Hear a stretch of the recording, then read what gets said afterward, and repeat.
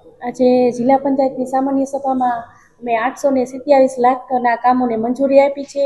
અને 827 જે કામો છે તેમાં અમે 36 પ્રાથમિક શાળાઓ માટે 45 લાખ, પછી 5 પ્રાથમિક આરોગ્ય કેન્દ્ર ખાતે હોસ્પિટલ માટે અમે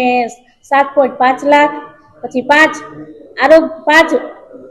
72 ગામે જળ સંચયના કામો માટે 43 લાખ, 12 પશુ દવાખાનાઓ માટે વેક્સિન સાચવવા માટે રેફ્રિજરેટર માટે કુલ 9 લાખ,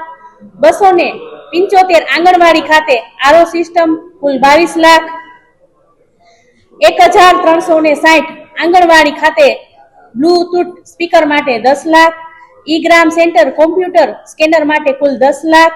5 આયુર્વેદ વાટિકા માટે કુલ 5 લાખ, ઘન કચરાના નિકાલ માટે 36, ટ્રેક્ટર માટે કુલ 196 લાખ. અને જે બધા જ સદસ્યો છે એને જે સૂચવેલા કામો હતા તે બધાના લીધા છે 36 સદસ્યો માટે. કારણ કે જો મેન આપણા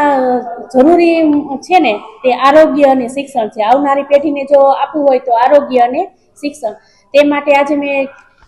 જે આપણે મનસુખભાઈ હતા તેના પ્રશ્નો હતા તે કાંઈ અમે બધાએ સાથે મળી અને જ્યાં જરૂરિયાત છે ઓરડા ખૂટે છે તેના માટે અમે આજે કીધું છે.